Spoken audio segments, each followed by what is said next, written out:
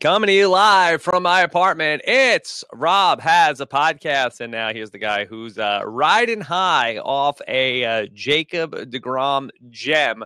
I am Rob Sister. Hello, everybody. Welcome back to This Week in RHAP. This is a new show, new format that we're playing around with, a little bit of a Saturday morning / afternoon catch-all, where we talk about the week that was on RHAP. And best of all, we get to hear from you guys because we are here live on blab.im, where we can get your feedback instantly via questions from the chat room and also having you guys hop on with us here live. And here with me is my co-host for this very experimental project. Here is the great Jordan Parhar. Jordan, how are you? Rob, I'm great. I'm just a little confused, though. I thought that this was tryouts for the Tyson Hour. Mertz and Survivor Oz told me they would be here, and I don't see them anywhere. Yeah, that's later. That's later today. Okay. Anyway, so very excited to get into this. We're recording this here live. It's a little bit after 1 p.m. Eastern on Saturday, and we'll try to do this from time to time on a Saturday. Next Saturday will be a no-can-do because I'm actually going to be going up to San Francisco to go and visit Blab headquarters with the great Tyson Apostle next weekend. Ooh, that'll be fun. You and Tyson going on a little weekend excursion to Blab headquarters. Little weekend trip up to San Francisco, and we're actually going to be doing a show there live sometime in Saturday late afternoon, early evening, coming up next weekend on Saturday the 17th. And I believe if you're in the San Francisco area, I think that they are that there's a limited number of tickets for people that are coming. There's going to be like a few live Blab shows in a row. We'll post a link to that in the on the show page on robhasawebsite.com, or if somebody from Blab is here in the chat room and has that link ready to go, we'll post that as well. But it's going to be a fun just going to go over one night and come back Saturday night up in San Francisco next weekend. Are you gonna go to the zoo with Tyson again, like Probably you did with not. ours? Probably won't be a lot of time to I have to do some podcasts probably on the road, and then we're going to be learning a little bit more about Blab, and then we're going to be doing a show there live. So it's going to be very fun next weekend. But as far as setting the stage up here today, we've got a nice crowd showing up and filtering in. Lots of familiar faces here in the chat, so looking forward to hearing from you guys. We had a very busy week, of course. We have a lot of exciting stuff going on Survivor, and looking forward to talking about reactions to the podcast that I did with Denise, who I thought was fantastic, and Antonio Mazzara. I feel like that was one of the strongest overall Survivor podcasts we've done in a while. Plus, we had the Amazing Race last night, which I feel like I was a little bit shortchanged in being able to talk about because of my internet connection issues on Friday night. Plus, we have all the excitement around the New York Metropolitans as well. And we're also going to be starting to begin our Big Brother 17 post-finale interview series. So we're going to be trying to bring you a few of those here and there. And hopefully, I think it's looking like maybe Tuesday night we might have the great Johnny Mac coming on to the podcast to talk with us. Again, that probably Tuesday night evening. I've been a little bit the person of keeping it in pencil right now because based on if there is a Mets elimination playoff game that night, I'm going to want to schedule around that. So they have not announced the times yet for the Mets for Monday and Tuesday if needed, Jordan. So we'll see. Maybe we get some closure on that coming up in the next couple of days of what would potentially be going on for a game 4 in the NLDS, because I would be way too distracted to it would be unfair to Johnny Mac to have me interview him during that time. But I've been in communication with Johnny Mac, and we're going to try to do a couple other ones along the way as well. Jordan, how have you been? Because you are tracking down a huge interview coming up today. You are going to be live in just a little bit today as well with the great white whale of Big Brother interviews. Yeah, that's right. I'm going to be live a little bit later today. It's going to be 3:30 Eastern, 12:30 Pacific on the reality TV Happy Hour, talking with the great Eric Stein about some Survivor this week. Wow, so, how about that? I'm very excited. Eric is my favorite Big Brother contestant ever. I've loved Eric so much on this podcast. Just everything that he does, he's great. So I'm very excited to have Eric on and talk to him because he's very elusive, Rob. He's hard to track down, but I managed to do it. Yeah, how'd you work that out? How'd you track down Eric Stein for an interview? Well, I've been talking to Eric a little bit over the summer. I added him on the old Book of Face in July when I got home from Big Brother Canada, and I said, "Hey, Eric, huge fan of yours," and I just explained that I love Eric so much; he's my favorite house guest ever. I don't know if Eric gets a lot, so maybe that he liked that, and we've just been talking back and forth about doing a show, and finally worked out, and that's what's happening today. So I'm very excited, and hopefully that'll go better than things went for the Dodgers last night, because that was not so fun for me.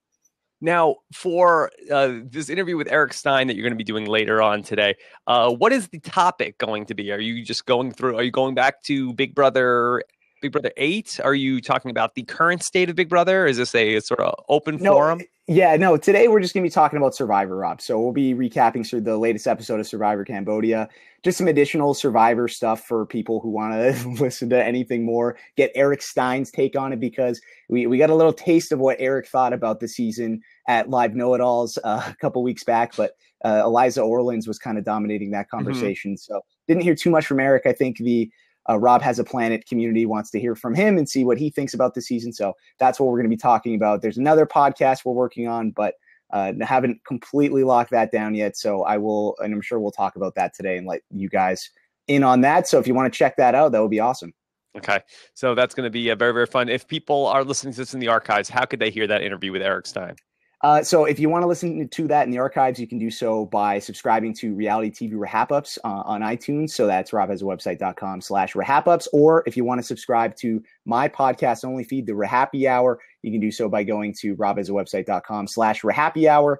That's happy hour with an R at the front. And all of our all of our interviews, most of them are going to be on YouTube. So if you want to subscribe to Reality TV RHAP-Ups on YouTube as well, never miss one. That's a good way to check those out as well. Yeah, you can also get the Reality TV RHAP-Ups on the RHAP app by going to robhasawebsite.com/app. That'll get you all of Rob Has a Podcast, poster recaps, and then everything going on at Reality TV RHAP-Ups. We have a Are You the One on our MTV Reality RHAP-Up as well. Plus, Jessica Leese is also doing her own Amazing Race interviews from time to time. Jordan, so exciting week of Survivor as we have now 3 weeks in the books.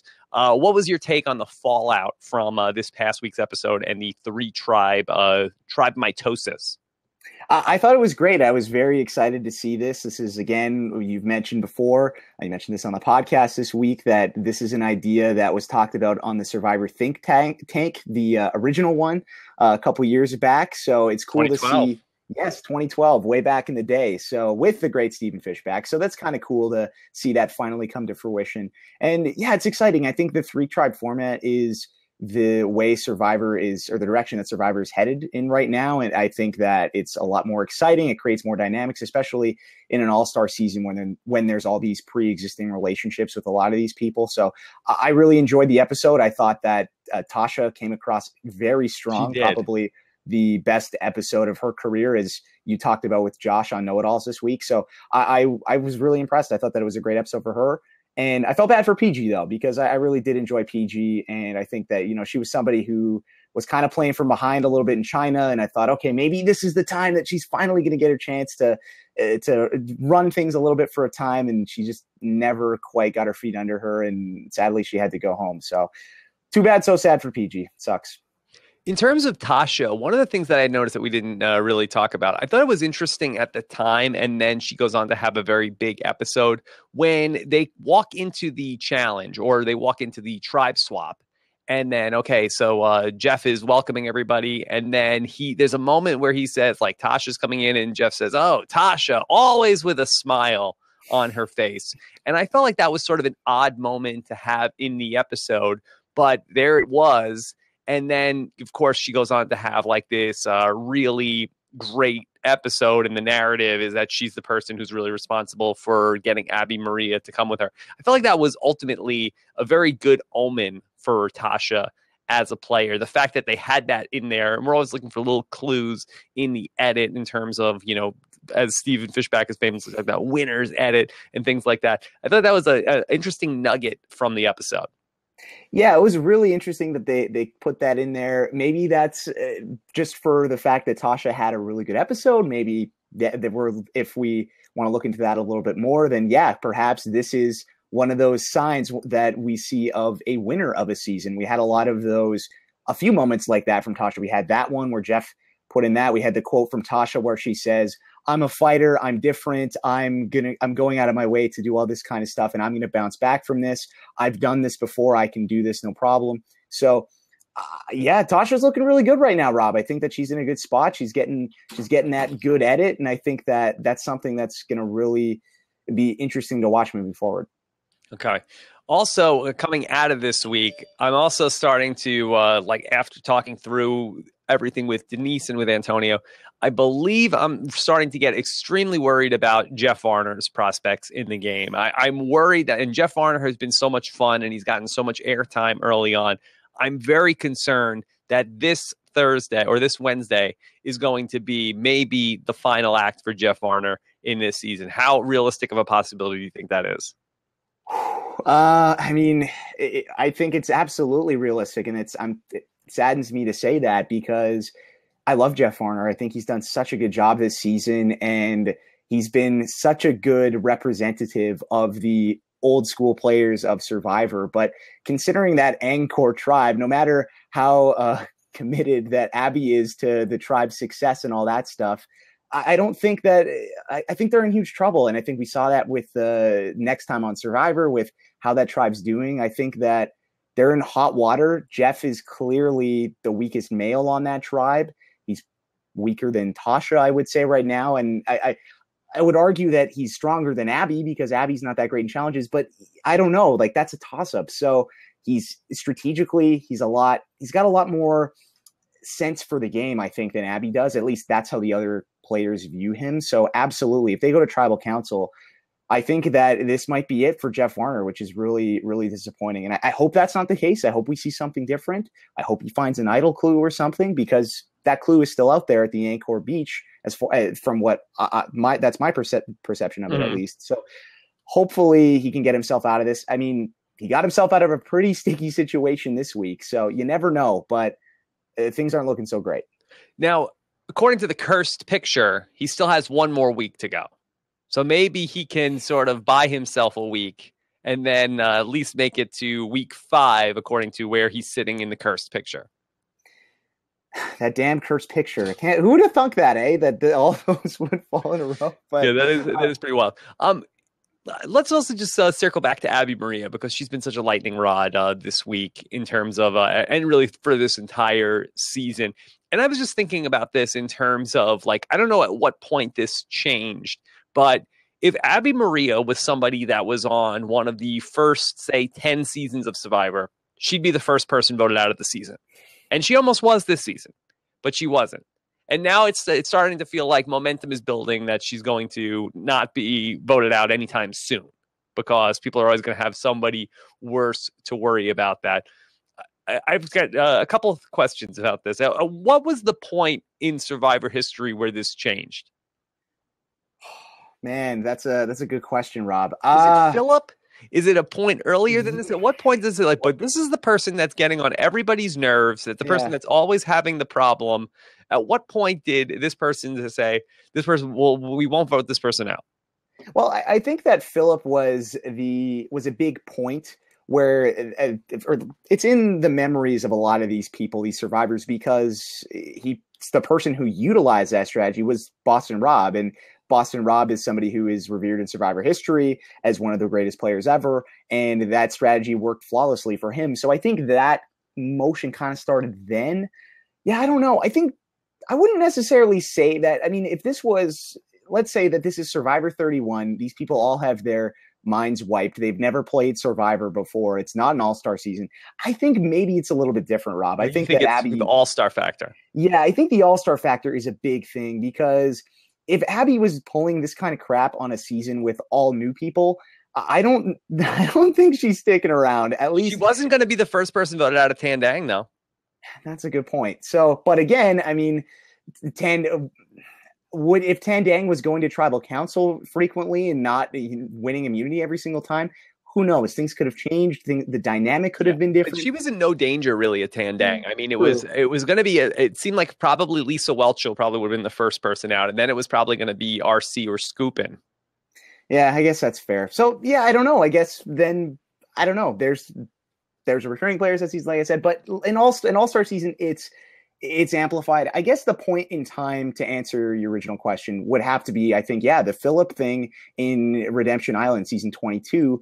Because I think that was kind of where we saw that mindset become more prevalent with these survivors. I think that, again, we saw in Fans versus Favorites 2 in Caramoan, where Sherry is saying that, yes, Shamar is my new Phillip, all that kind of stuff. That became more of a thing. So I guess, 22 is kind of around the time. I think also, too, you could say that, and not necessarily... And what are we saying? We're saying Abby is just somebody who's just so volatile. She fits into that category. Because if it's people that are just useless, I think that Russell Hantz famously in Samoa was saying, I want to go to the end with all the weak girls and all that kind of stuff. Yeah, right? I'm not saying in terms of like what they're bringing to the tribe, in terms of somebody that's just not even an agitator, but somebody who is just having, so much drama. A cancer to the tribe. I don't know. That's kind of a loaded word. I don't want to use that. But just in terms of just somebody who is just always at the center of every single conflict, week after week after week. Yeah. No, I think that's really. Yeah, I guess, because you can think about the parallels between Phillip that season and Abby Maria, every single conflict in Redemption Island, really, for the most part, had to do with Phillip, whether it was his own tribe getting mad at him, whether it was the Zapatera people getting mad at him, whether it was him getting mad at the Zapatera people for calling him, or for being racist, all that kind of stuff, right? Mm-hmm. So, I guess that's kind of where that came from. And I think that's the thing, Rob. I think that when a great player tries out a strategy and when they do something and you see that it works, and these people that have played before, or these fans watch the show and they see, wow, this has worked before, I'm going to try doing that, because if it worked for Boston Rob, why can it not work for me? So, and I think that's kind of the mindset that Jeff Varner had coming into this season early on, as we saw him saying, oh, it's so delicious. I love it. It just turns me on. Like saying that about Abby Maria. I don't necessarily, I think he might be regretting those words, but I don't think he'd be saying that if we didn't see Phillip Shepherd and Boston Rob go all the way to the end in Redemption Island and have Boston Rob basically win that thing unanimously. Okay. I want to start to get into questions from you guys here on Blab, and also getting some of you guys here up on the show with us. Just one last thing on this before we jump into some questions. Jordan, just to compare this back to Big Brother, could a person like an Abby Maria last for a while in a Big Brother, whether it's a new season or an all-star season? Have we seen this type of person do well in a Big Brother season? The person who is at the center of conflict with everybody, and also not like in lockstep with any particular voting block. Have we seen that person on Big Brother? So you're saying a free agent that is in fights with everyone all the time. Well, I mean, sorry, are you saying have we seen this, or can we see this? Have we seen this? Have we seen this? And would it work? Or is it that Big Brother, on Big Brother, that you're in such close quarters that you're all like cooped up together in one place that you couldn't stand that person in Big Brother? You'd have to vote. Forget the strategy. You just have to vote them off, but just for your sanity. Yeah, and the first name that came to mind, and a couple people in the chat room are saying this, was Gina Marie on Big Brother 15. Although I don't think Gina Marie was as confrontational as Abby. She got into some fights with people. Hold on here. You got all of yous are a bunch of scrubs. You're a bunch of cockroaches. No chicken parm. No chicken parm for me and anyone in the chat. But yeah, no, I think that's one that I could think of. Although Gina Marie had people. She was with Nick Uhas. Have you seen Nick Uhas? I saw Nick Uhas on the Today Show a couple of weeks ago. What? Nick Uhas on the Today Show? Yeah. He's like a scientist now. He's like the new Bill Nye the Science Guy. Wow, man, that's so awesome. Bill Nye. I'm the new Bill Nye the Science Guy. Nick Uhas is a mover and a shaker. Everybody doubted him, but he's like a scientist on YouTube. Well, going off on a tangent here. I think that we got to give mad props to Nick Uhas because seriously, after Big Brother 15, so many people hated him, but that dude hustles. That man. did not stop him. It didn't stop him. It didn't stop him. Rob, that did not discourage him. I should have taken an example, Nick's example, and done the same thing. I should have been like, no, I don't care if everyone hates me. I'm gonna go out there and be, shove my stuff down everyone's throat and wait until they get me on Entertainment Tonight Canada, and then I can vote for the greatest survivor of all time. But back to that question, I think we haven't really seen that too much in Big Brother because Big Brother, it's a little different. I think that early on in the game, you see it so often that people are just the people that stand out like that cause so many problems, they just go home. We saw that with Audrey this season, right? We saw somebody who was at the center of pretty much every conflict, and there was no way she was going to make it to the end of the game just because it's different. Survivor's 39 days.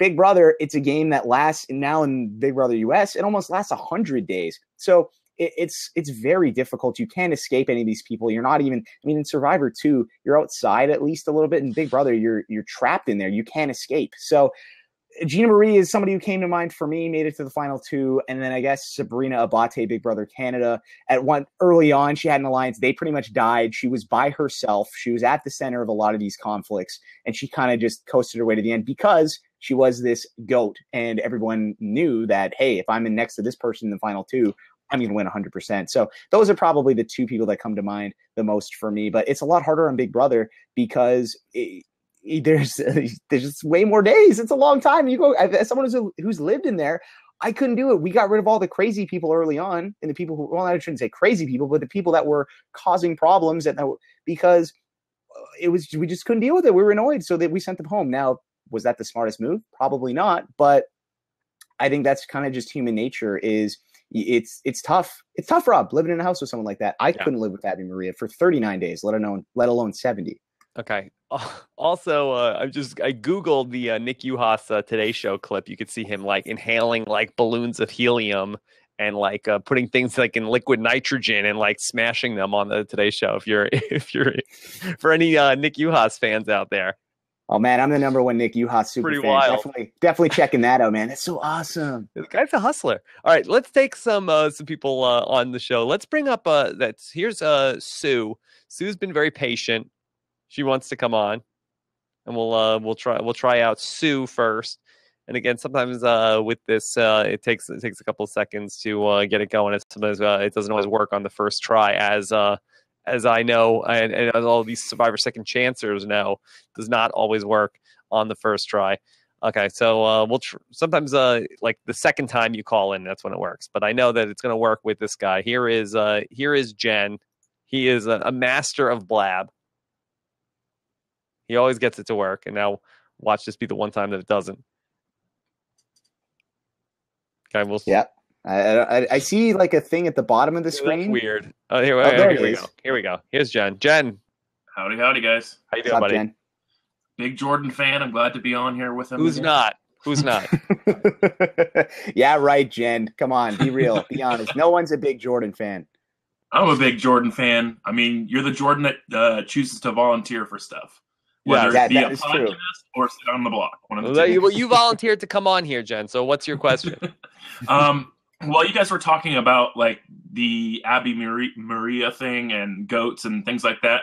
Is that a trend that you guys have seen? Because it seems to me if you look back, you've got Will and Dan last season, you've got Missy / Muffin, and it seems to me the people that always start trying to bring that goat with them get bitten, and then whoever sticks around with that goat ends up, coming out pretty well in the situation. For example, with Missy, you have John Mish was oh, this is the perfect person to bring with me. And it bit him in the long run. Well, so are you saying that John Mish looked at Missy as a goat to bring to the end with him? It kind of seemed that way. I mean, he might not have seen it that way at first, but once she started arguing with people, he was like, this is an even sweeter deal than I originally thought it was. And then, let me hook my stuff, my lot in with her and see where it goes. For me, from where I saw, have gone back and looked at this, I feel like John just felt like he could beat anybody in the end, and thought that he had a good enough connection with Missy, and he felt like he could trust her. It wasn't so much that he felt like he could beat her as a GOAT. I think Natalie probably saw Missy more as a GOAT. I think that John just saw her as like a neat lady who could just sit there at the end with him and nobody could beat his story in the end. I don't think he necessarily was like worried about who against who. The only person that John seemed to be worried about going to the end with was Jeremy, because that Reed and Josh had started the like, hey, everybody's going to vote for him. He's a fireman. And ultimately we're seeing that still having a carryover into season 31, where Jeremy won't even tell people that Val is pregnant because he doesn't want to be an even more, undesirable person to go to the final 3 with. So I don't think that was necessarily the case, but it's an interesting point of the people that the harder you try to get to the end with the GOAT, the more likely you are to get picked off, and the GOAT ultimately gets to the end. Yeah.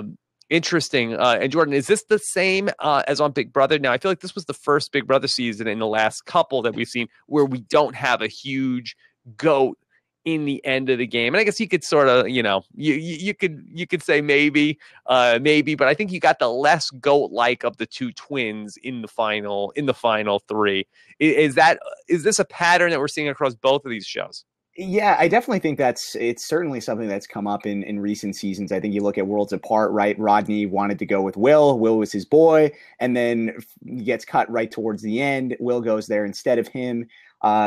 We saw, I guess you look at this Big Brother 16. I mean, honestly, I think that if Cody was smart, he would have cut Derek, and he would have gone with the GOAT that Derek had set himself up with in Victoria. He would have gone to the end with her. So there, we had that there. Big Brother 15, you have that with Andy going to the end with Gina Marie. Although nobody really got cut like that in that scenario. So I don't know. I guess the one thing that comes to mind for me, again, Big Brother Canada 2, we had John and Netta in the final 3 with Sabrina, and Sabrina was the GOAT that everybody wanted to take to the end. John wanted to take her to the end. Netta wanted to take her to the end. And because they pushed her along so far, Netta got screwed out of going to the end because John said, hey, you know what? Thanks for getting me here, Netta, but I'm going to cut you. See you later. I'm going to go win myself the game. And that's what he did. So I definitely think that this is a trend and this is a thing. And it's something that these people need to be aware of. And it's something when I played that I was trying to think of too, was that you don't want to be surrounded by too many goats, because goats. Yeah, because then you're screwed. You're surrounded by people will be like, hey, wait, if they take a step back, they realize, you know what? Hey, why would I go sit at the end with Jeff Varner when I've got Abby Maria here? We'll cut Jeff Varner. I'll take Abby Maria. I'll go with her, and I'll go win the game instead of him. So it's something that's interesting. I think that, again, back to fans versus favorites, Sherry and Shamar, I think that was something she really tried pushing, and then she kind of at a certain point was like, okay, Shamar's a lost cause. Although Shamar got medevaced or whatever, if you want to call it like that. You watched him more recently. He had sand in his eye, Jordan. Yes, sand in his eye. But I think Sherry was kind of trending towards scratched his eye anymore. So I definitely think it's a thing. Absolutely. Okay. Now, is the ultimate shark move in these games, if you are a real player who is a threat, should you start targeting the goats instead of trying to be at the end with the goats? Should somebody who's like a big threat in one of these games come in and say, okay, let's just vote out all the goats? In sort of like in some ways, we're seeing a little bit of this with like people like Jeremy and Joe talking about, I want to surround myself with the other alpha males. I want to make sure, because I don't want to be picked off for being the threat. Jeremy even said in his pregame, I don't want there to be any goats around. Is this the way that people should be looking at it? So get rid of everybody who is going to be the desirable people to take to the end. And then that also just buys you more time of giving somebody, it's almost like a Jenna Lewis type, hey, all the millionaires, all the winners have to go. Winners have to go home first. So at least just give everybody an agenda of what to be doing. What do you like that, Jordan? I do really like that, actually. I think that that's a great idea. If you're somebody like Jeremy Collins or Joe Anglim, you need to surround yourself with huge targets, because if you're sitting if you're at the merge and there's a bunch of you're surrounded by Abby Maria and Cass and these people that aren't necessarily viewed as huge threats. And Keith Nail and Wu, those kinds of guys. No shade at those guys, but I think that you're in trouble because you're asking for it. You're the clear biggest target. These are not people this isn't their first rodeo. They're going to come after you. So I think that absolutely, that's something to keep in mind. I think the person that did this the best on a reality TV show that I can think of was Dr. Will and, well, two people, Dr. Will and Mike Boogie in Big Brother All-Stars season 7. They their strategy was get rid of all of the floaters early on in the game, keep the huge threats around, keep around season 6 and Janelle, the people that were at the forefront, keep Danielle Reyes around, keep these big targets in the game, because then guess what? Nobody's going to come after Chilltown because, hey, look, there's 5 other people that are bigger threats than them in the game. So if you are one of these big threats, that's 100% the move that you should take. And in my opinion, if you think that you're such a huge threat that you're going to get picked off, it's a little bit risky. You've got to be able to win in a final 2 or a final 3 scenario. But if you're someone like Jeremy or Joe and you get to the end, I think that you definitely have a case to win the game for sure. And why not do that? For those of you guys in the chat room, if you want to post your questions and have them sort of stand out from the rest of the fray here on the comments, if you start your question with the /Q, that sort of puts the question sort of tag on that, and then I can go ahead and see through all the questions. Jen, what do you think about all this? Now, I being as a person that has never played any of these games, I just have a theory that might work. And I want to see what your guys' take on it is. We like it. Instead of targeting the goats, what if if there's an obvious goat, you use that to target people that were trying to pair themselves with a goat. So, as an Abby Maria kind of thing, you go around and say, oh, look, they're trying to pair up with Abby Maria, and they're going to try to get to the end with her. We should get them. And, eventually you might have to take care of the goat, but that's something that you can kind of use. Let's see who's getting close with Abby Maria and use them, especially if they're the bigger target to win, maybe trying to target. And that almost seems like what some people might be thinking of doing this season. I don't know what you guys' thoughts on that is, but it seems like it would be somewhat of a good plan. So are you saying to everybody, okay, Abby Maria is the GOAT. Anybody that's working with Abby Maria, we have to vote her out?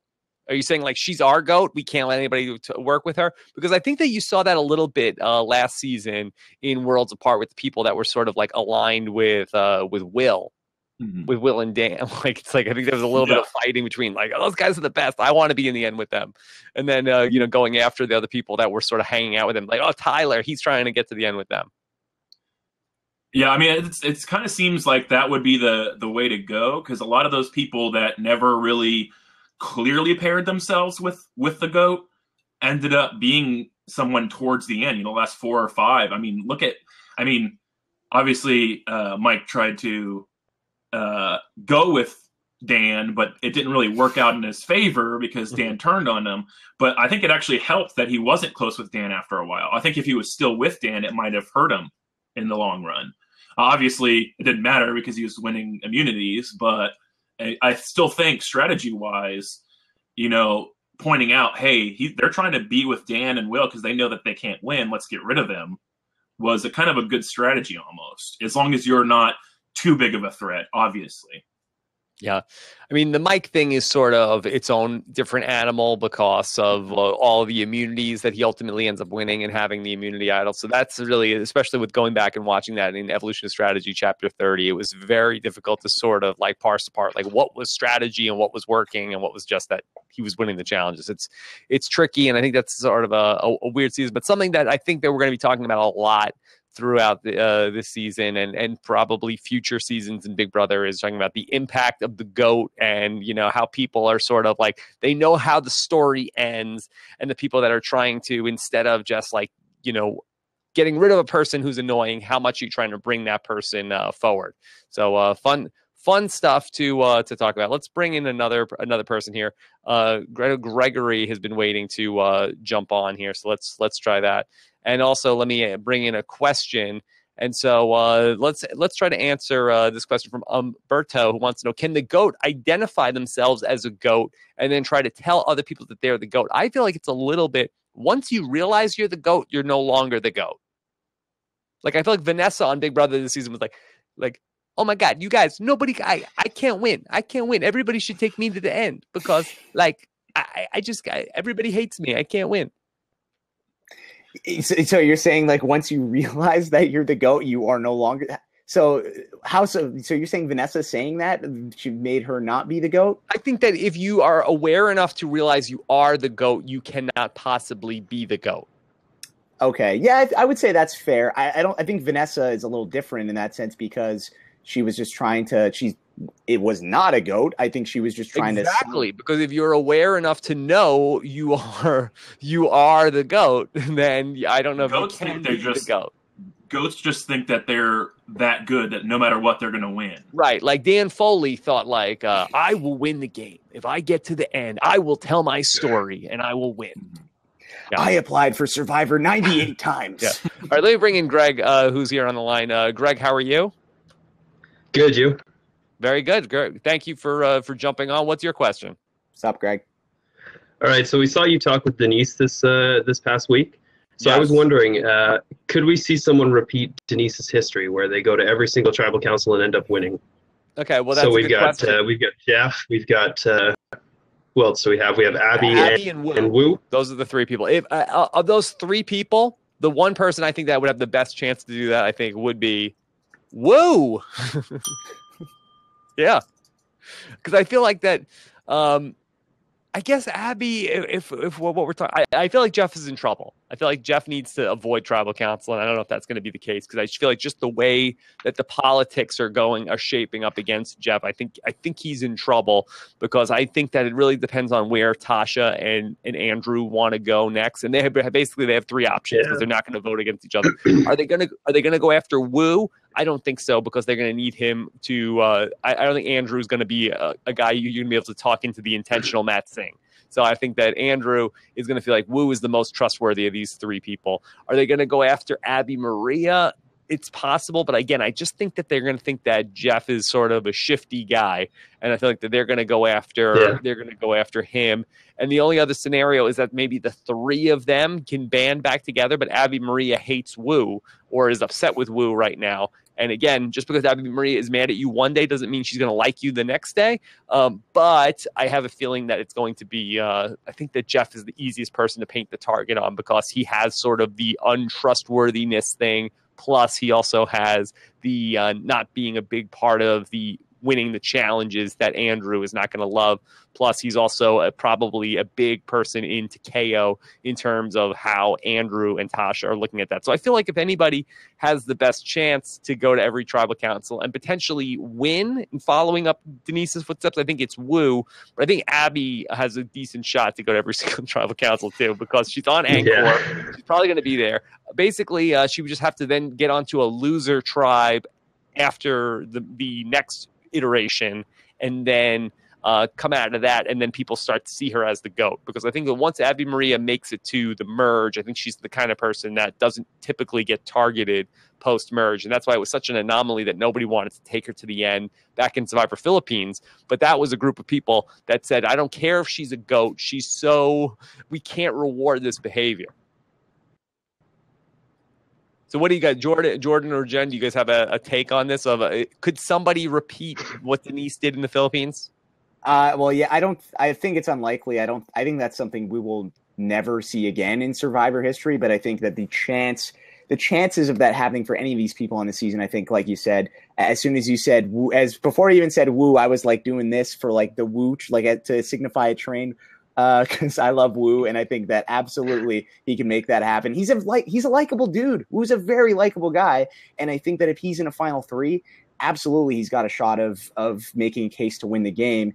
And I think come merge time, he's somebody who people aren't necessarily going to view as a big threat because if you saw him on his last season, you've seen him so far in this season, he has no idea what's going on. So I think that if we run into a potential Jordan, how could you say that? That's not cool. No, but if he did any kind of strategy at all, like even if he did one move, that would be seen as amazing for Woo.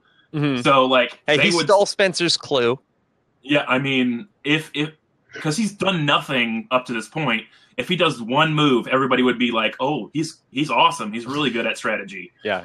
Like, who's this new Woo? You know, people have said that I was. I got some comments on Twitter that I was a little too hard on Woo this week. So I want to make it up to him and I want to play that. The great Shut Up Tim has recorded a hype song, like a WWE entrance theme song for every single player this season, and I've been sitting on these for a while, and I haven't played any of them yet. But let me play Woo's song just to get some Woo hype going about potentially being the new Denise. Okay, so hold on to your cheeks. Here it comes. Here's the Woo entrance music. Woo ooh, going ninja stealth mode. Woo ooh, running like Sonic the Hedgehog. Woo ooh, didn't take Cassidy in. At least he gets a chance to play again. Oh my God, that's Woo's music. Woo, young Woo, hi. So maybe he could be the new Denise.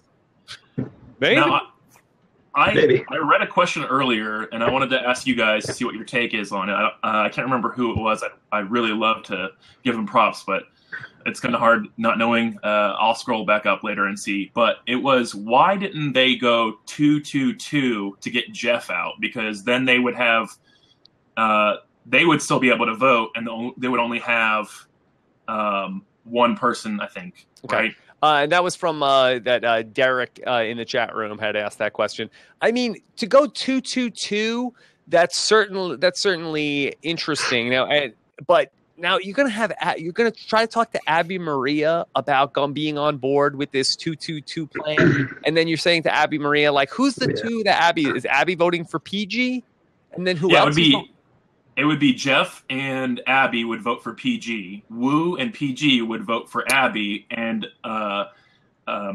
Tasha and Savage would vote for Jeff. And then PG, Abby, and Jeff couldn't vote. So it'd be just Woo and Tasha and Savage. So I think that there's a lot of moving parts here. One, you're going to have to talk to Abby Maria about strategy, and she's going to be like, "Wait, why aren't we just voting out PG? I don't like this. This wasn't what we talked about." So you have to talk to her about this, and then you say, "No, like, oh, you're trying to." But if she's under the impression that PG is the one going out, and then you want to deal with her after this tribal council, why did you guys lie to me? Why did you guys not tell me what was going on? I don't trust you. You didn't tell me what was going on. So again, and Andrew Savage is not the kind of guy who's going to overthink. They're going to be this. dead to her. Yeah, and then again, if you F with Abby Maria, you will be dead. With me, you're dead. You're dead. So again, you don't want to F with Abby Maria. Andrew Savage wants to keep it simple. He doesn't want to do too much chicanery. There's more things that could go wrong for Andrew and Tasha. This was a gift horse that they weren't going to look in the mouth, and they weren't going to try to overthink it. So I think that 2-2-2 was probably a little impractical for this vote with people that you don't even know what's going on. And again, you have Jeff Varner, who's such a wild card at Tribal Council. He could be blowing something up. So I think just keeping it simple was probably the way to go. All right, I want to try to get a little bit of a rotation going. So Jen, thank you so much. We'll talk to you again soon. And Greg, you can hang out here for a minute. Let's bring in Ryan. I know he's been waiting as well. And let's bring in another question as well. And so let's try this question about from Nemiel, who says, isn't voting out Varner the best option for Tasha and Savage since PG and Abby don't function well together? What do you think about that idea? Instead of voting out PG, voting out Varner, and then keeping the two people who don't like each other together. Jordan, do you think that would have been effective? Yeah, I mean, I think that would have been great, but at the same, and I think that based on what Jeff Varner has done so far in this game, he's shown that he's definitely a threat, and you can get rid of him. It's great, but at the same time, I think that these guys, they had an easy, they wanted to appeal to Abby's interests, and Abby wants to, if Abby wants to get rid of Jeff Varner, if she wants to get rid of PG, then you know what? If I'm Tasha and Savage, I just want to do whatever I can to stay alive. And it goes back to what you were saying earlier with the 2-2-2 thing. I think that is, I mean, it would have been in an ideal world. I think that's great.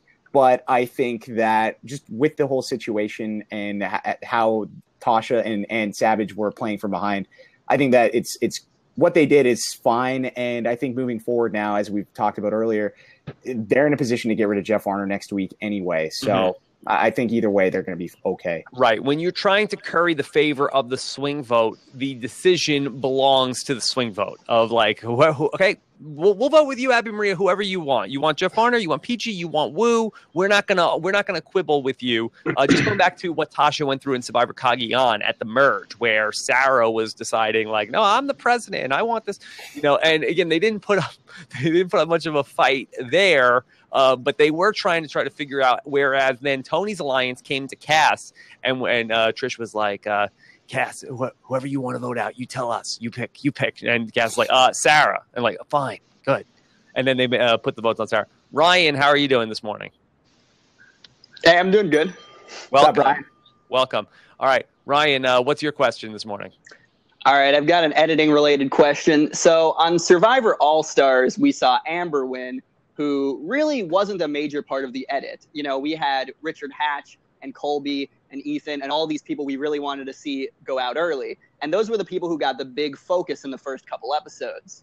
And then in Heroes versus Villains, we had Tom, Tyson, Boston Rob, and all these other people who got major focus in the first couple of episodes go home pretty quickly. So I really feel like, Sandra and Amber were people who had a lot of really invisible episodes in, our two previous all-returning seasons. I will say, I'm not so sure about Sandra having many invisible episodes. I feel like she's pretty prominent throughout that season.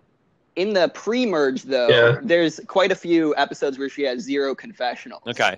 I know, at least in the beginning, though, she's in the mix. She's definitely there from the first episode. First vote. Yeah, first episode, definitely. But there's, like, this weird gap there for, like, 4 episodes where Sandra just gets like absolutely nothing. Okay. And I was wondering if you think there's any of the people that we haven't seen pretty much anything of that still have that shot. Well, let's talk it through in terms of people who are the people who are in the mix and that we would put in that category. And, it's a lot of the female players, unfortunately. If we look at the new Bion tribe, there's Kelly Wigglesworth. Are we buy-on or selling? Could Kelly Wigglesworth still win based on what we've seen from the edit? We'll go. Ryan, is your question. What do you think? No to Wigglesworth. I feel like probably. I think I would probably agree to that. I'll give her the Johnny Mac. No. Yeah, I don't think so. Probably not. Anybody disagree on the panel? No, I think you're spot on there. Monica, who Cass called Purple Monica on Twitter. No. Yeah. Anybody disagree? Pains No. me so much. What, you're a big Monica? I love. Yeah. She was my first round pick in the Happy Hour preseason draft.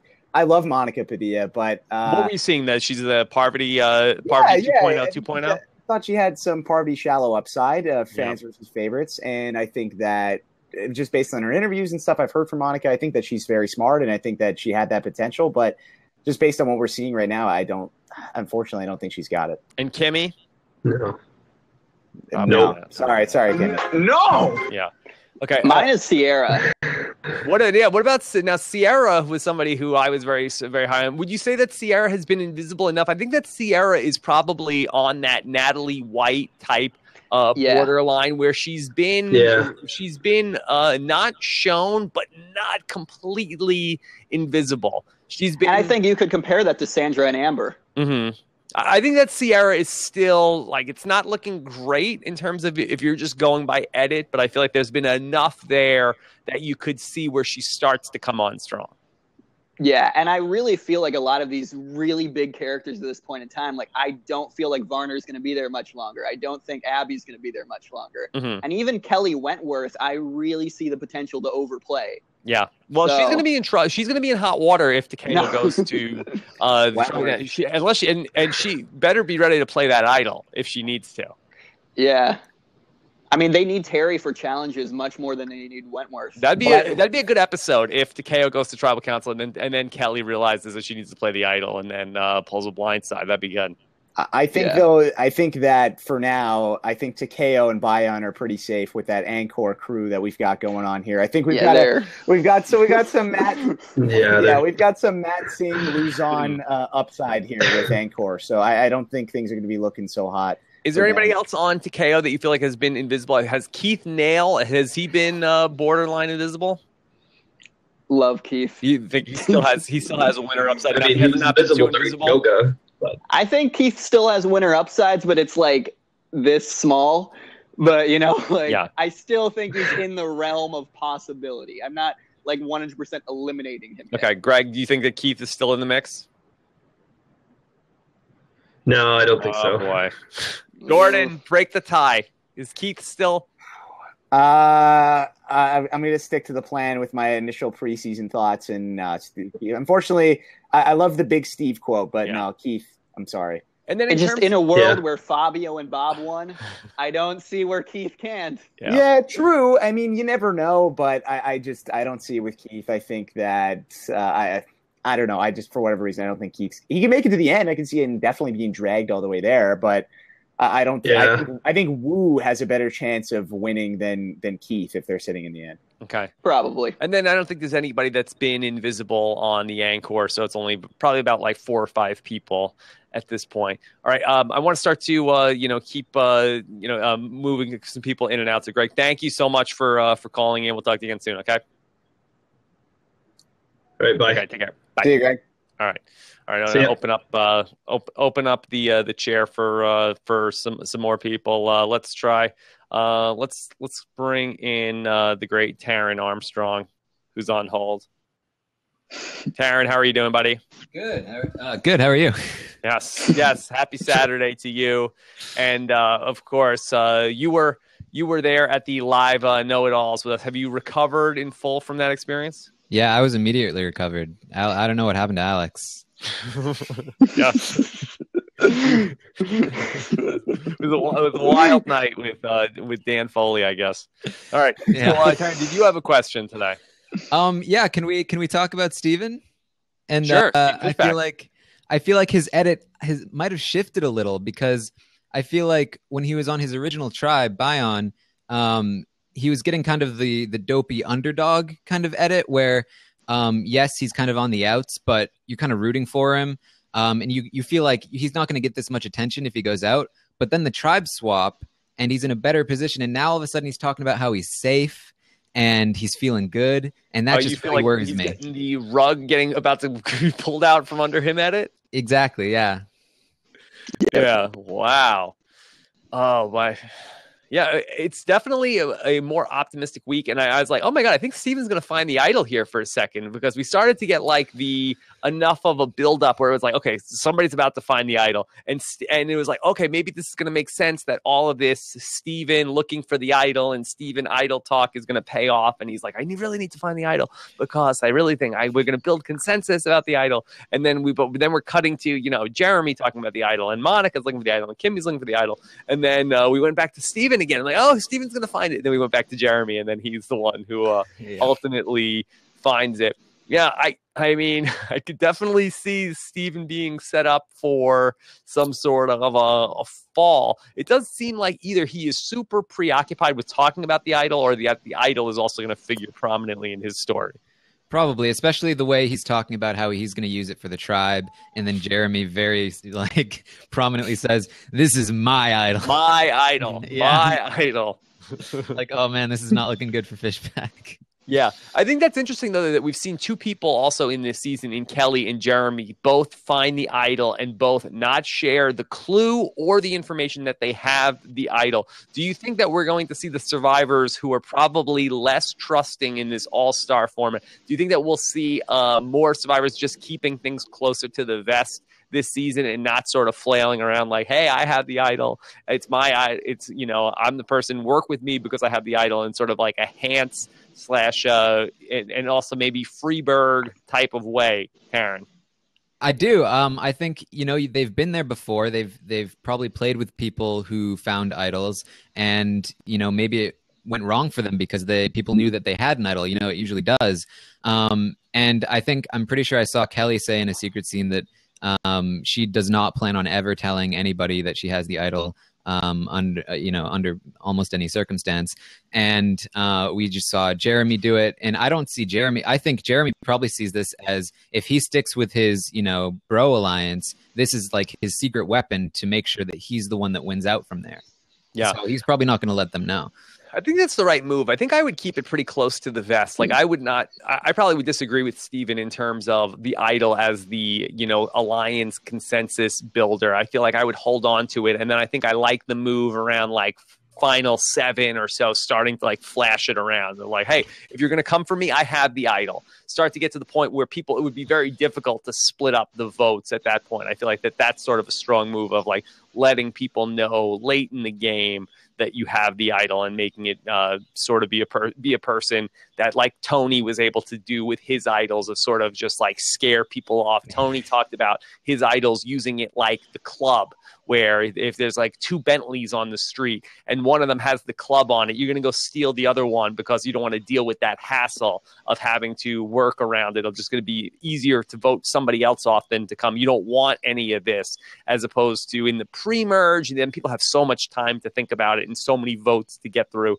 in terms of the idol. So that's going to be very interesting to watch. Taryn, do you feel like Steven's in imminent danger?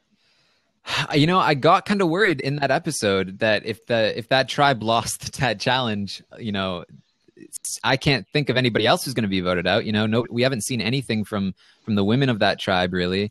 And what we saw from Spencer was some good stuff, like some kind of redemption arc kind of thing happening. So I was kind of worried. I'm not sure they're going to lose a challenge, though, so I'm not too worried. I think he's probably going to make another swap, and he has to be reunited with Savage at some point, right? They were building that storyline between him and Savage. They have to come back together at some point and face off. Jordan, do you think that we're looking at an inevitable Savage and Fishbach reunion?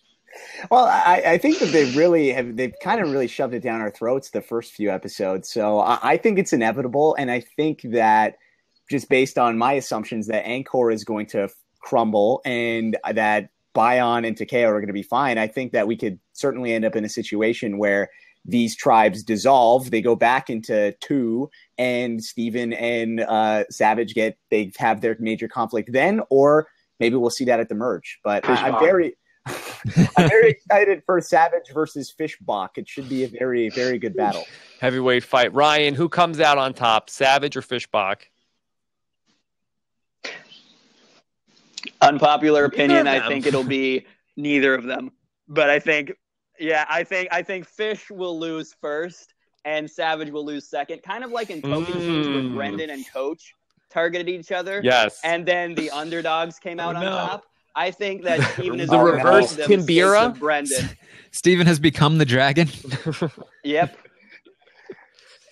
Yeah, Steven is the dragon. Savage is kind of like Coach in a way. He is that arrogant, kind of coach guy. Yeah, and I think Savage will come out on top of this battle, but he will lose the war. He'll be targeting Steven instead of somebody like Kelly Wentworth or Sierra, who are really the actual threats here. He's targeting somebody that he thinks is a threat based on previous things, but Steven hasn't done anything now that's threatening. Okay. You have to let's send Steven some good vibes, and here's Steven's theme song for Survivor 31. Steven's the best. Know it all, and hopefully that won't affect his game because Steven's the best. Know it all, and if he got voted out, that'd be a shame because Steven's the best. Know it all, and he's got to last at least 5 episodes. Unlike some other know-it-all. How dare you, Tim? How dare you? How dare you? Well, see if you can get to 14th place. That's really what it comes down to in terms of the comparison. So still got some work to do for Steven. All right, Ryan, thank you so much for joining us today. Okay. See you, Ryan. Going to get a couple more questions in here this morning. Let's bring in Scott. And let me just quickly thank our sponsor for this episode of the podcast. Those are our friends over at Casper. And boy, if you want a great night's sleep like I had last night, you don't have to wait for your team to win Game 1 of the NLDS. You could be getting yourself a great Casper mattress because they are a obsessively engineered mattress at a very fair price. You can cut out the middleman in your mattress shopping and go and see our friends over at Casper.com because they will send you a mattress directly to your door. It comes in a big box. It's a lot of fun to open up, and you will enjoy your night's sleep on a Casper mattress. They've got a $500 twin size mattress, $950 for the king size mattress. Compare that to the industry average. It's an outstanding price. The mattresses are made in America, and there's a risk-free trial and return policy. You could sleep on it for 100 days. That's almost as long as Big Brother 17, with free delivery and a painless return. They've got latex foam and memory foam all together in one. It's the perfect mattress. So go ahead and try it out. Go to Casper.com/Rob. You'll get $50 off any mattress purchase by visiting Casper.com/Rob. Terms and conditions apply. So go ahead and check that out for a outstanding night's sleep, unlike what they're having on the Angkor Tribe. Scott, how you doing? Scott, are you there? Oh, going once. He's here, He but appears to be frozen. Maybe he's frozen. We'll try to get Scott back. Maybe Scott doesn't like Casper mattresses. That's too bad. Impossible. Yeah, Dan Sinensky actually on the after show of the Big Brother season rankings podcast said he had one. He said it was great. So there you go. He was getting a bigger one last time I talked to him. Oh wow. Yeah, John, how you doing? John in Tampa. What's up, guys? How you doing? Hey, John. Hey, JP. How's hockey week already? Hockey's going good. Hey, what's the score in the Lightning game right now? Do you know? Tied at 0, second period already. Okay, there we go. All right, John, how you doing, buddy? It's great. I mean, great week. What do you have, an Angkor buff on? Yeah, I'm screwed. Now, when did you get an Angkor buff? I did that last week before the merge, and I knew that that's what's going to happen. But So I saw like before the season started that they had them online. I think it was like a big kerfuffle that they were like, "Oh wait, hold on, we're selling buffs for a tribe that we haven't talked about yet." And then it looked like then they took them off the CVS store, right? But at what point were you able to get the Angkor buff? It was on the Planet Buff website. It was on the Planet Buff. Planet Buff was selling them. Okay. There we go. And so you said, I'm going to go ahead and buy this for a tribe that doesn't exist. And then it came out. Did the tribe live up to your expectations of the yellow buff? We'll see.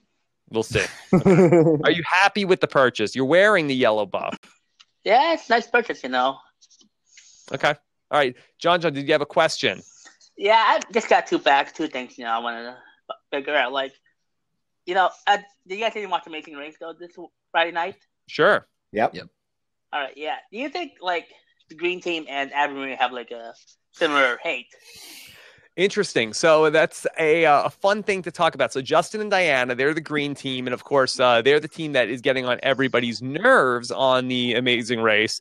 But it's a little bit different, I think, than Abby Maria, who's somebody who is getting into a lot of conflict. And while both of them are sort of lightning rods for the conflict that's going on, I think it's Justin and Diana who are sort of like driving that action in terms of that they are a dominant team and sort of like trying to get to the top by any means necessary, while Abby Maria, I think, is sort of just a harder person to get along with. And it's not so much that Abby Maria is trying to call the shots. I think that Abby Maria is just very easy to rile up.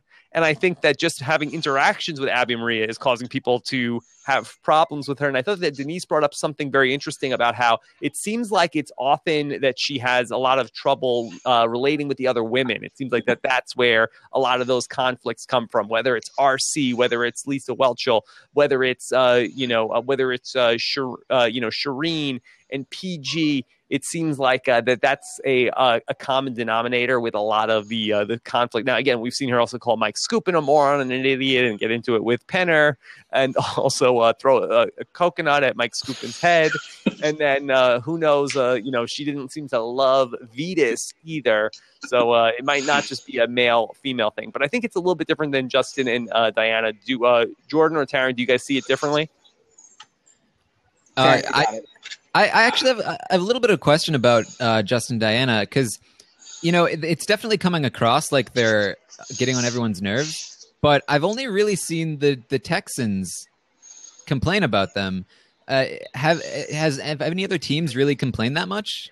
Well, that's also a really good point about Justin and Diana, because they've been so close to the top. It's really been the only teams that have really had a lot of interaction with them have been Team Texans. So I wonder if they were further at the back of the pack, like they ended up being in the first episode, but they were sort of like they just made they tried to go for the fast forward, and then ultimately that was closed.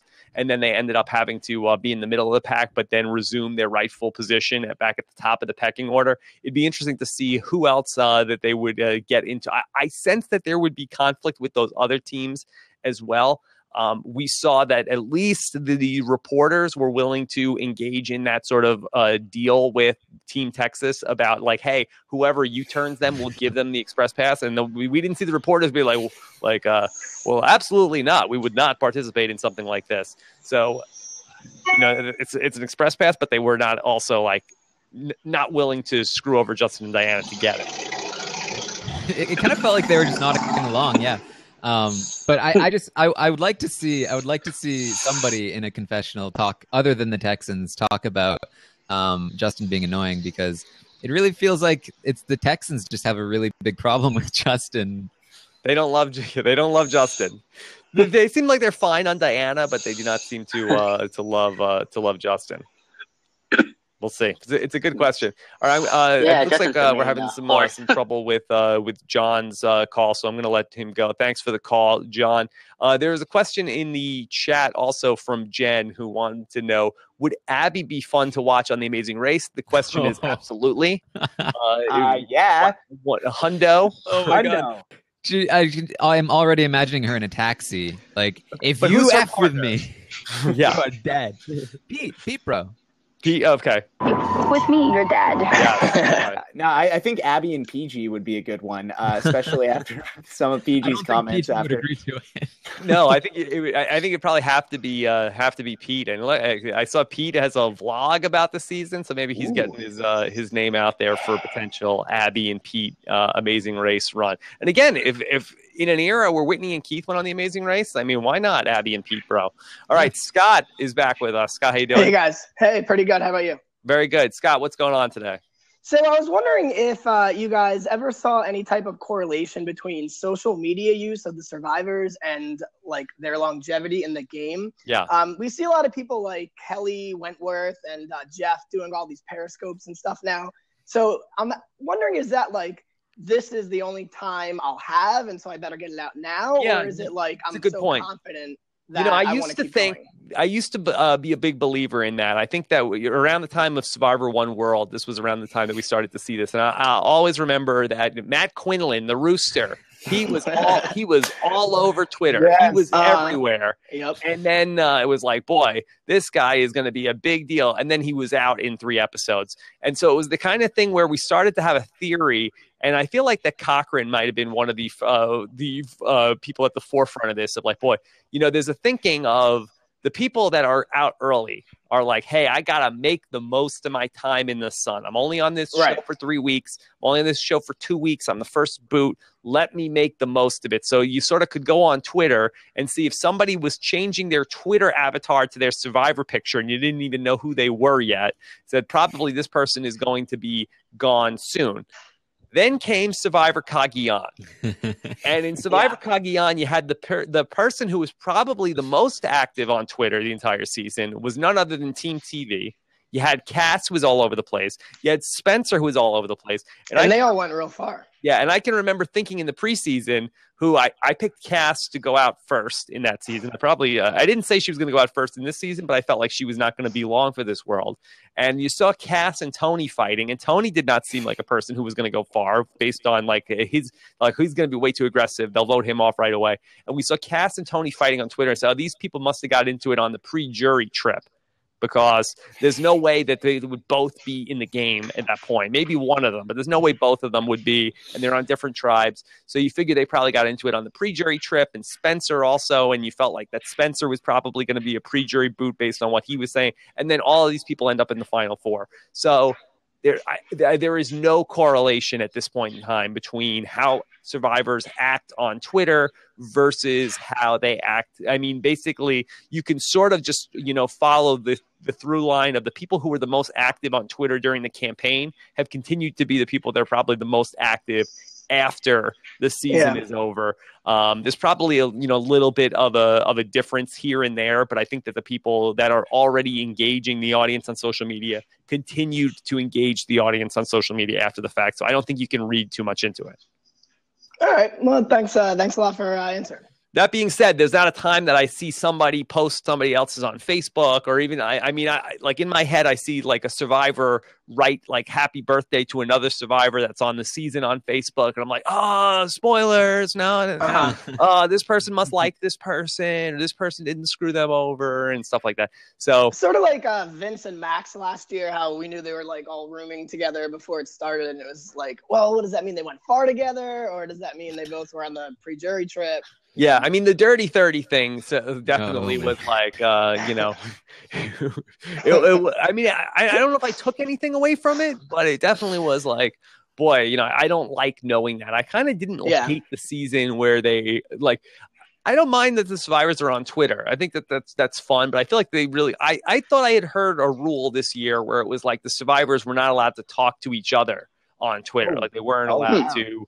Like they were allowed to be on Twitter, but they weren't allowed to write to the other people on Twitter. Well, because during San Juan del Sur, didn't Jeff say that they weren't allowed to be on Twitter? And but then they dropped that for season 30. Okay, see, I wasn't here, so I didn't know. But okay, that makes sense. Yeah. A lot of the survivors are doing periscopes, and I have seen some like in others' periscopes. I don't know if that's like the same thing.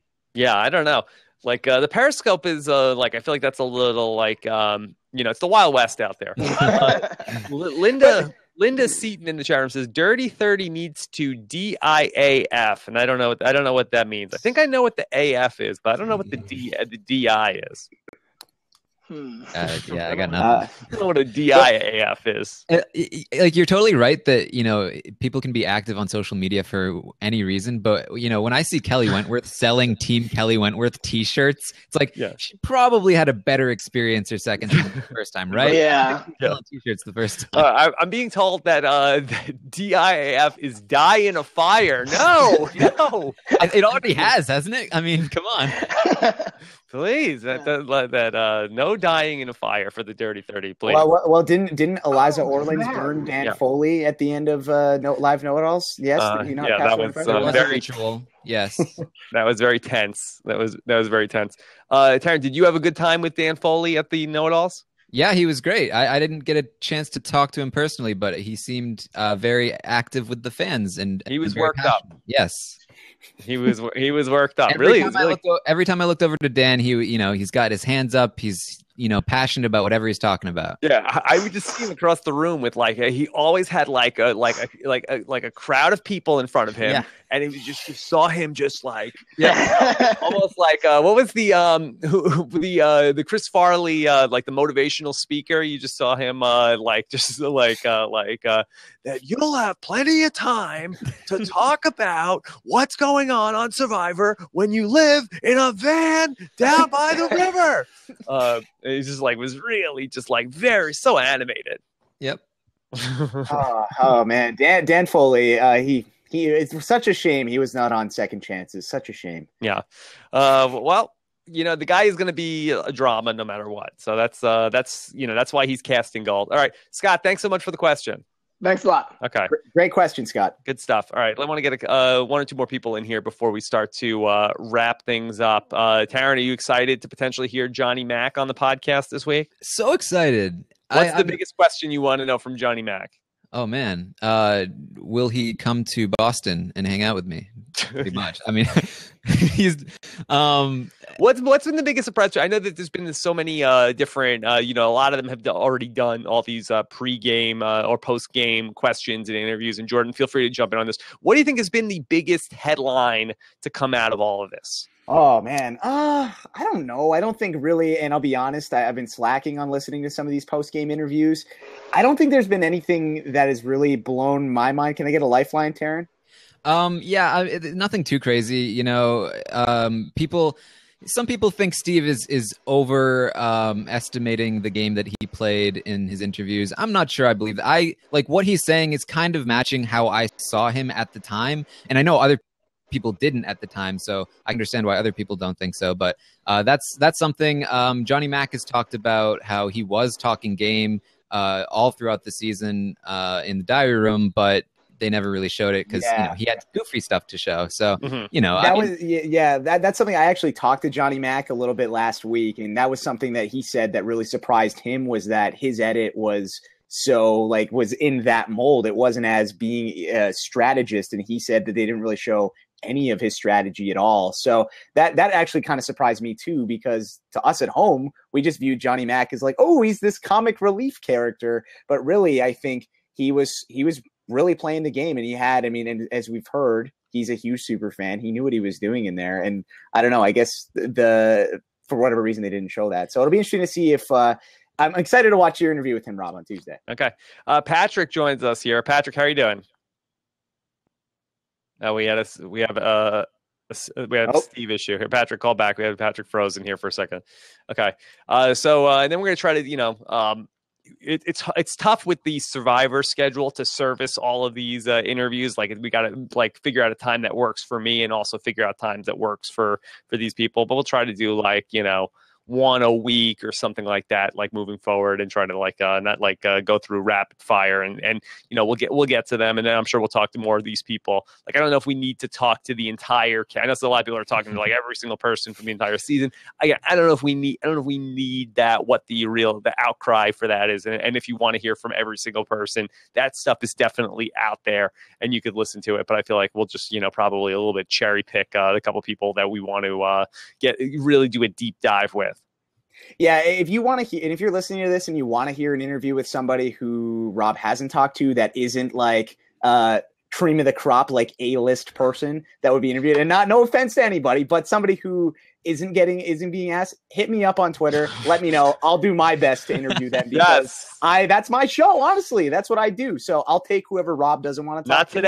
Not today. But down the road, I would gladly talk to some of these other people that we might not be seeing on RHAP. Karen, what's the biggest thing you want Jordan to find out from Eric Stein today? Let's see. What's Eric's biggest prediction for the season? Because I feel like he was pretty spot on with Steve for Big Brother. Yeah, that's actually a really good point. And I don't think that Eric, and I think in 15, Eric was really on the ball with Andy as well, winning that game. So I don't know. I think Eric Stein has a good track record with these things. He's a smart guy. He's sort of like I don't want to say idiot savant, because I don't think he's an idiot, but he's but he's just sort of this recluse that doesn't want to really talk often. But then when he does, he has pearls of wisdom. Yeah. Brilliant man. The wise hermit. Yeah, he's a wise man. wise hermit. Okay, we probably have time for one more person if somebody wants to jump in. If Patrick wants to jump back, we have a lot of questions to scroll through. Let's see. This is a question. I'm trying to think what haven't we covered. Let's see.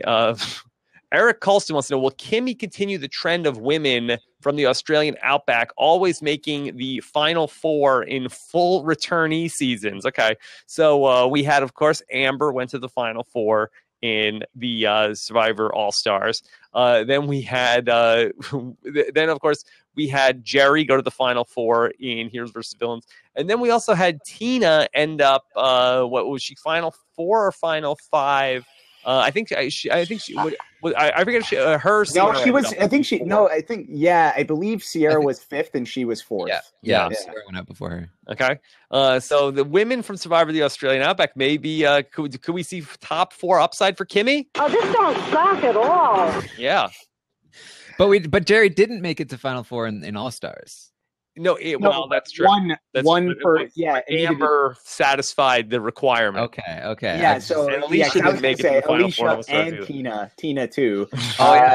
Yeah. So, but I would say, I think, why not, right? I think that she's got a shot of making it to Final Four. I don't think she has any shot of winning the game, but easily I think Kimmy could fall into a spot where she just kind of coasts and ends up in Final Four, Final Three. What do you think, Taryn? I feel like we'd probably be getting a little more from her, if she went that deep. but I don't see a place where she'd go anytime soon necessarily. So I don't know, right? And look at some of these edits of these people, right? The thing is, though, if they don't have a story, like what is, if she just like it's also possible like she could make it to the top 4 and also did nothing interesting the first, with so many people to service also. So it's also entirely possible that like they can't like they can't put something there when there's nothing there. So when there's a wealth of things to show, they're probably going to show the most interesting things. And whatever Kimmy's story is of like, hey, she's BFF with Monica Padilla, and maybe she's missing her kids. But if that's not like outweighing what Abby Maria is doing, like the insanity over there, then I don't know if they're going to, what we could see potentially. Yeah, I can definitely see her going out, 6 to 4, somewhere around there. I could see it too. Linda in the chat room wants to know, is Randy Bailey over his Survivor PTSD? Is that why he wants to talk? Boy, Randy is really fired up to do the podcast this week. He's been, messaging me for a while. Randy actually reached out to me in the off season, and he wanted to co-host Know-It-Alls this season. That's a bit of a bomb to drop. Yeah. Randy Bailey? Randy Bailey reached out. He wanted to co-host the Know-It-Alls with me. I had already committed to Josh at that point in time, but it would have been definitely an interesting option to have considered. If I would have known that, I would have done my own Survivor spinoff after the episode show with Randy. I would have asked him, because Randy actually randomly added me on Facebook about a month ago, and I was like, oh my God, Randy Bailey is adding me on Facebook. This is like one of the greatest days of my life. He's into Survivor right now. Yeah, that's awesome. I love it. I mean, so a world where Randy Bailey is back into Survivor is a much better world. I just want to say I don't know if I have to give all the credit to Haley, who's in the chat room, and Amy for really sort of encouraging Randy to be a podcaster now. But I think that Randy is he's lit up right now. He's excited. Love me some Randy. That makes me so excited. Yeah. So that'll be very fun. All right. You want to hear a couple other entrance songs before we start to wrap this up? Jordan, give me your request. Who do you want to hear? Okay. Let's go with Keith Nail. Okay, Keith Nail. I saw another request for that. All right, here is Keith Nail's entrance music. All right, here comes Big Keith Nail. Keith Nail, let's stick to the plan and we'll be all right. Keith Nail, if you keep burping, you'll be all right. Yeah, Awesome. Don't forget that. As long as you keep burping, I guess you're okay. You're okay. All right, Karen, and what's your request? Well, let's get Vetus, because I feel like we're probably never gonna have an opportunity to hear that one in the future. All right, take care, sweet Vetus. Vetus, you should totally come to YOGA. You should totally come to YOGA. You can do anything like the splits or put your legs behind your head. No. You should totally come to YOGA. You should totally come to YOGA. Vetus, you should totally come to yoga. Yeah, okay. So funny. And I just saw in the chat that Shut Up Tim said he's working on Randy Bailey's intro music for next week. So I'm very excited. Tim told me the other day on email that he was going to be making one of these songs for us every week until his wife had a baby. I'm not sure when his baby is due. Tim, when is your wife due? When can we expect it's in the race to the delivery room between you and I? 5 weeks. 5 weeks. Oh, really? Like right on schedule. Yo, Tim, come on camera. Come on camera. Talk to us, Tim. Yeah, Tim, give us the update. Okay, here comes the great Shut Up Tim. If you haven't seen him in person yet. Sometimes the first here he is. Tim, how you doing, buddy? Hey, how's it going? Okay. Of course, you could hear Tim. He's one of the co-hosts on the Tribe podcast. That's why we doubly appreciate the effort he puts into helping out this podcast. So, Tim, how's everything going? Are you guys ready for the? Is this baby number one for you? Baby number two. Actually, today we're on the same page. Today is the first baby's 5th birthday. So, oh wow, really a baby. And I'm just jumping on really quick before I have to go pump up the bounce house. So wow. So bounce house. So I'm hoping that to get you maybe 5 more songs, and then sporadically when before the baby comes. But last night she started contractions, and we were at the hospital. For like oh my god. All night long. It was preterm labor, so they said anytime. It could be tonight. It could be. It could. So who knows, Rob? And so value the songs. Wow. So I cherish the songs. Yeah. So wait, Tim, you could have 2 kids with the same birthday? Possibly, yes. Yeah, that's what save money on those parties in the future. Yeah, it'll be good, boy and girl. So have to do double duties. Or, Tim, I was watching that Met game last night, and then Nicole was on the couch and she just started screaming. I was like, honey, like, please, like, I gotta get through this game right now. Yeah, it was. Rob, I thought like it would be easier the second time, and. Having done it, gone to the hospital at least a second time, I'm like, oh my gosh, I don't remember being this tired the first time. And so I'm not ready. It's very taxing on us. I think that's very underreported story how hard it is for the father to have these babies. They don't advertise, but I had to sleep on a couch. It was right. It was really uncomfortable. Tough. Yeah. Yeah. No, I really did not get a lot of sleep either when the first baby was born. So it's really it's a huge ordeal. Yeah, it's just crazy, and best of luck to you. When you guys do?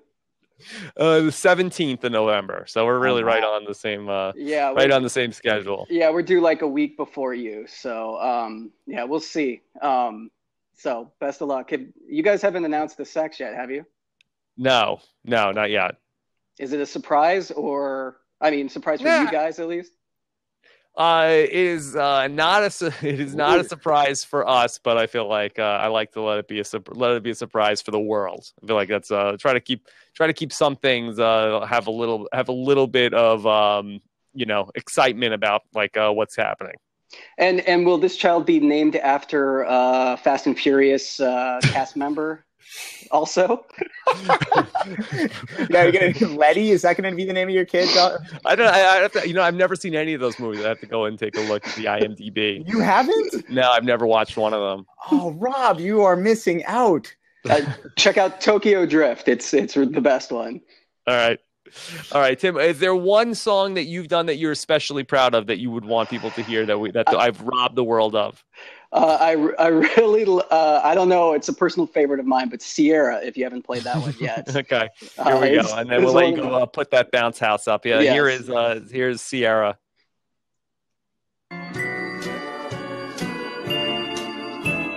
I saw Sierra voting off her mom on Blood versus Water #1. Jump in, Tim. She's one crazy chick. Not afraid of a rock pick. A rock to try to get out Tyson. It's a long one. Yeah. I saw Sierra voting out her mom. Like a refrain. On Blood versus Water #1. It'll be fun to see. This is a long one. She does on 31. Cause she won't have her mom to vote out. All right, great job. Thank you. Yeah. Probably fantastic work. forgot how long that was, and clearly forgot the lyrics also. So yeah, the rest of them are like all like 30 seconds, 25 seconds. That one's a minute 6 for Sierra. That's probably always your favorite. Yeah, I love hearing myself. Actually, that's not true at all. That's like the hardest part of the podcast to listen to is my dumb parts. So, all right, follow at Shut Up Tim on Twitter. How's the response been on Twitter to all your songs? The people generally are very, very supportive. Yeah, people tend to like them. They're asking for an album, which is horrible idea. But other than that, I did catch the little bit of shade Antonio sent my way. He wasn't a big fan of this week's, so I'm stepping up my game for next week. Randy Bailey intro song will be good. I hope. Wait, Antonio said on the podcast or on Twitter? Said On the podcast, his reaction was tepid at best. I felt he was being very kind to me. So I'm gonna step up my game. I didn't know that you need. I'll try to get to see if I can get the guests to be more effusive with their praise of the songs. No. I don't want praise. Actually, I enjoy honest response, Rob. So if it sucks, I need to know it sucks. I'm good with. I know what they are. That's what I'm saying. I know my level of ability and what they are. So please keep them honest. I mean, he did say it was 1.5 earbuds, which was I think that's on the better side. It's better. Yeah, than 2 RHAP earbuds is great. Yeah. I mean, much better than I would get. I'm gonna give this show 0 earbuds. Yeah. All right. Oh well, I read the subtext from Antonio. I think he's jealous because he doesn't have an intro song yet himself. You got to get on that. Maybe. All right, Tim. Have fun at the birthday party today. Good luck with the bounce house, and all the best to your wife. Okay. Hang in there. Thank you. I'll enjoy my kid's damn birthday. Okay. So, bye, Tim. All right. Bye, Tim. All right. Very fun show today. We have a hashtag for the podcast today. Oh, so one of the songs. What was something from one of those songs that did that? Was it what was the we played the Keith Nail. We played who else? Vetus, Sierra, Vetus, Woo, Sierra, YOGA. That Going ninja stealth mode. Woo! Running like Sonic the Hedgehog. Woo! Didn't take Cass to the end. At least he gets a chance to play again. Who's sings that song? That's Nirvana? No, that's I don't know the name of the. I think it's Blur. I think it's called Blur. It's called Song 2, I believe is the name of it. Song 2. Wow. Yeah, I'm pretty sure it's I did that actually for a project in 9th grade. I used that song.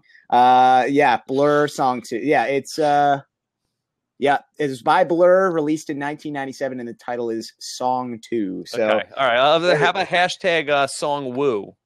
There we go. Or Woo Fighters. Oh, that's I think I like Song Woo. Woo Fighters is good. Okay, Blur Song Woo.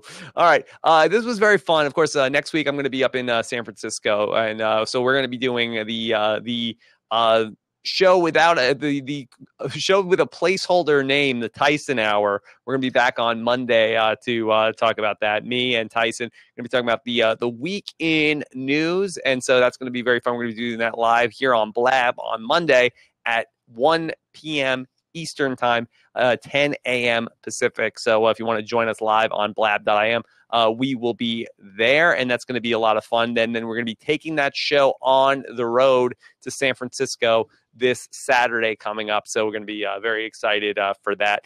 Plus, the Walking Dead recap is going to be back this Sunday night on post-show recaps, and so hope you can check that out as well. I'll be live with AJ Mass following the Season 6 premiere of The Walking Dead coming up, so I'm excited for that to kick back off. And then, of course, we'll be doing all of our Survivor coverage. I'll be talking with David Bloomberg about why PG lost as well earlier this week, and then we'll get set up for Survivor to kick back off. And, of course, Randy coming up with featuring an intro song from Shut Up Tim. So that's going to be very fun stuff coming up this week. And then, I will keep you guys posted when we lock in the time for Johnny Mac early this week. And also, we've been in communication with Steve.